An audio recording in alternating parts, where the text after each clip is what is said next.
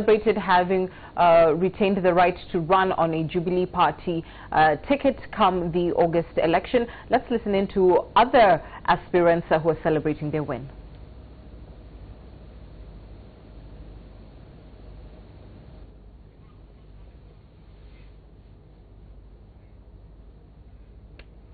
All right, we apologize. Our camera seems to be roving there. We'll return with picture and sound very shortly. That, of course, being for Moiben constituency, where we saw those particular celebrations results announced from Eldoret.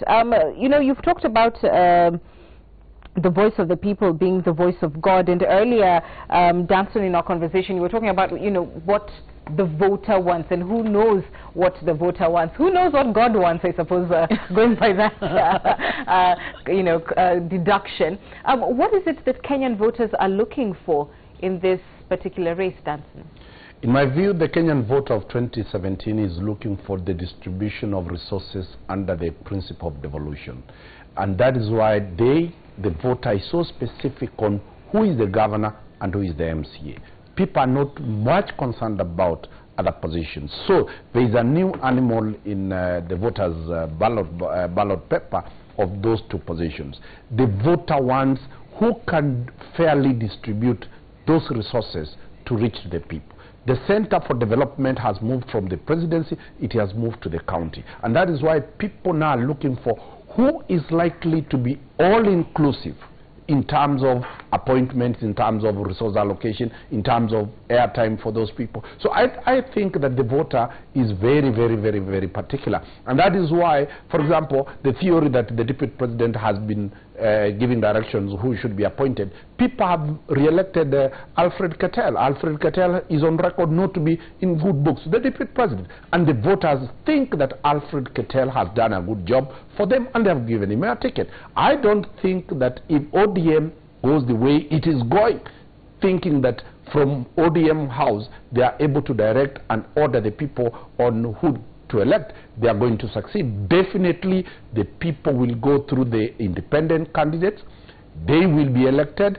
Remember, nobody in Jubilee will always vote for the president.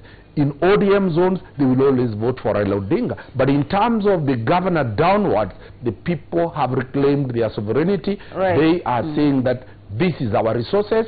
Raila Odinga, stay where you stay, we will vote for you. But when it comes to these positions, we decide who we want. And you know, and obviously that is very a positive trend to see that, you know, people will not be dictated to on whom to vote. But the reality, as many of my analysts always say, is that, you know, this is not church, this is politics, and that has a very significant bearing on the leadership of political parties, especially if they're not able to get, you know, a critical mass in terms of elected leaders whom they have a good working relationship with, particularly for Jubilee, because second term, or a possible second term, is the most critical term. It's about legacy, and so they must be, you know, sitting very anxiously, I can imagine, waiting to see which sort of, you know, persons will take these tickets, and whether these are people they can actually be able to push through their final agenda with.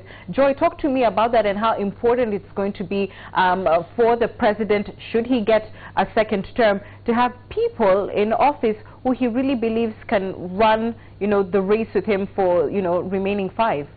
One of the biggest bane of the Jubilee government was that they had the national seat, but when it came to governors, ODM had the upper hand, or CORD had the upper hand, and they did not have as many governors from their party as they would have liked to. And what that meant was that governor was able to, if they mismanaged the county, to blame it on national government, and because he was one of the people, national government would be blamed for things that were really not part of what they did. And it has caused the government, even when they initiate projects, you've seen the standoffs in Mombasa and other places, they have paid the price for it. But now moving forward, there are two things that I find very curious. You have places where they have decided, even if we are giving the party, we are getting a new slate, like what's happened in Nandi, for example. People have come with their own marking scheme. They've decided, look, we are looking for young people, we are looking for new people, we are sending the entire lot home, and we are nominating fresh faces because these are the ones we want to see make it to the ballot. There's that criterion. The other criterion is what we are seeing now happening in ODM strongholds.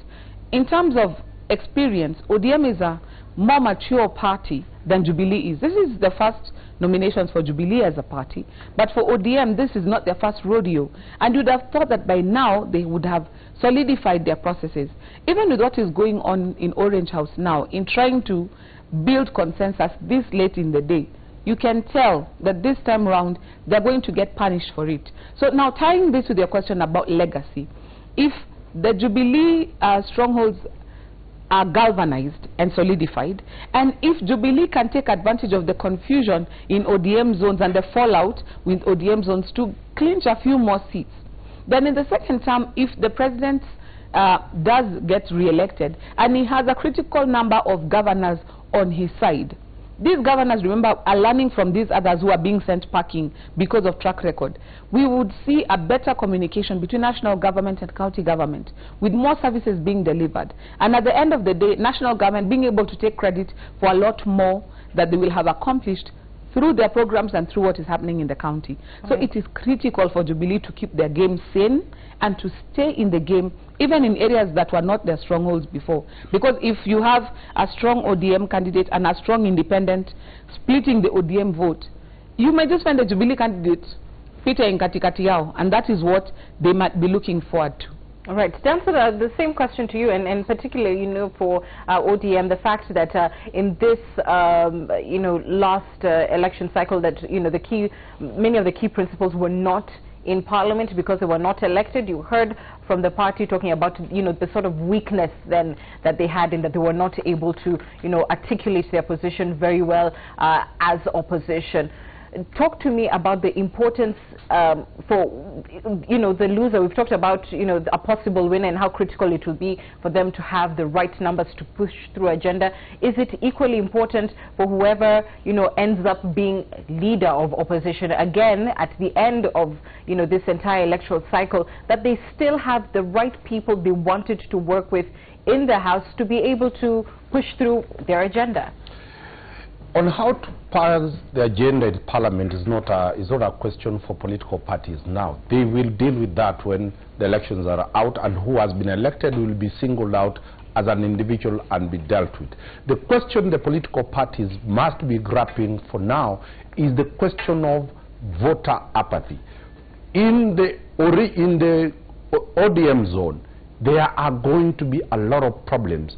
The most unpopular people are being rigged in to take those positions.